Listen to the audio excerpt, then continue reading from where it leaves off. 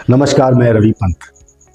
IPO investment, क्या IPO investment coffee can investment opportunity की तरह देखना चाहिए? क्या आईपीओ इन्वेस्टमेंट को लॉन्ग टर्म इन्वेस्टमेंट अपॉर्चुनिटी की तरह देखना चाहिए? मेरा जवाब तो नहीं है।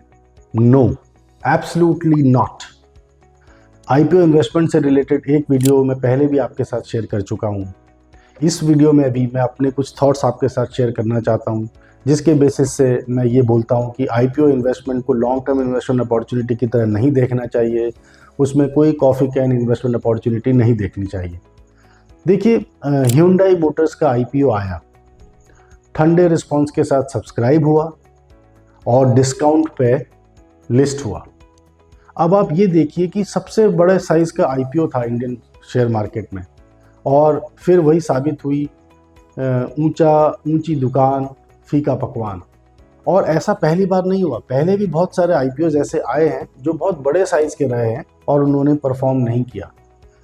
आखिर ऐसा क्यों होता है कि इतने बड़े साइज के आईपीओ? देखिए, यहाँ साइज की भी नहीं बात करते।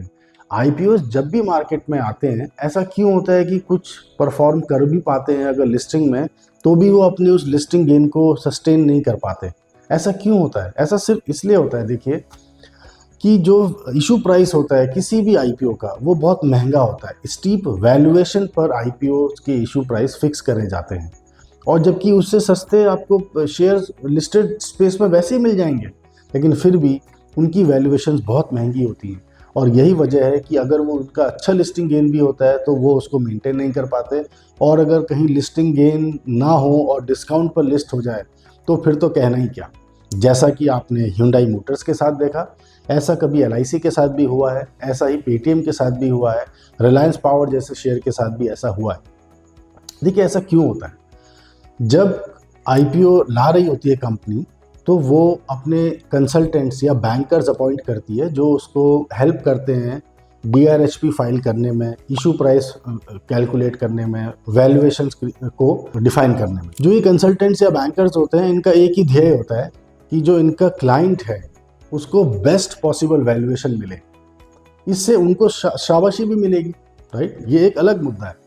तो अब क्या होता है, तो उनका एक ही ध्येय है कि महंगे से महंगे वैल्यूएशन पर हम इशू प्राइस निकालें, और जिससे कि क्लाइंट को फ़ायदा हो। तो अब क्या होता है कि एक महंगे वैल्यूएशन पर, जैसा हमने देखा ह्यूंडई मोटर्स महंगे वैल्यूएशन पर आया, या और भी इतने सारे शेयर्स हैं, पेटीएम महंगे वैल्यूएशन पर आया, और मैंने आपको बोला जितने भी आईपीओज आते हैं वो हमेशा महंगे वैल्यूएशन पर आते हैं, राइट? तो अब वो आते हैं और उसके बाद वो अच्छा परफॉर्म नहीं कर पाते। तो आप देखिए, मैं इसमें एक बात और आपको बताता हूँ इसी से रिलेटेड। जो पेटीएम के फाउंडर हैं, उन्होंने एक पब्लिक प्लेटफॉर्म पर बोला, अब ये उन्हीं के शब्द हैं, सुनिएगा, कि जैसे मंदिर में जाके एक अच्छे पुजारी की ज़रूरत होती है, वैसे ही आईपीओ के लिए एक अच्छे बैंकर की ज़रूरत होती है। देखिए, अच्छे का मतलब यहाँ पर है ऑनेस्ट, जो उनको सही गाइड कर सके, जो उनको एक ऑनेस्ट वैल्यूएशन की तरफ लेके जा सके, जिससे कि कंपनी जब कल के दिन मार्केट में लिस्ट होती है तो वो अपनी परफॉर्मेंस के साथ अलाइन कर सके अपने इशू प्राइस को, वो परफॉर्मेंस के साथ अलाइन कर सके अपने लिस्टिंग प्राइस को, जो कि ऐसा आम तौर पर नहीं होता है। और ऐसा किसने फील किया? ऐसा फील किया पेटीएम के फाउंडर ने। उनको ऐसा बोलने का मतलब ही यही है कि वो अपनी लिस्टिंग से सेटिस्फाइड नहीं है, या फिर उनकी जो आईपीओ की प्रोसेस है उसमें भी बीच बीच में कुछ ना कुछ उनको नोटिस मिलते रहे हैं। ये और बात है, कंपनी उनका जवाब देती है, पर होता क्या है, एक व्यक्ति को लगता है हमने एक कंसल्टेंट रखा था, उसने ऑनेस्टली हमारे को गाइड नहीं किया, राइट? अब होता क्या है, लिस्टिंग प्राइस से नीचे शेयर ट्रेड करने लगता है, इन्वेस्टर तो फंसता ही फंसता है। आप सोचिए कि जो प्रमोटर है, जो अपनी कंपनी के शेयर्स लिस्ट कराने लेकर जाता है, उसको भी एक दुख होता है कि जो उसके शेयर्स हैं वो उस वैल्यू को भी सस्टेन नहीं कर पा रहे हैं जो उसका इशू प्राइस माना जाता था। तो ये बहुत दुखद होता है एक प्रमोटर के लिए भी, और इन्वेस्टर तो उसमें फंसा हुआ ही है, उसको तो वो तो ना बाहर आने जैसा है ना रुकने जैसा है ना?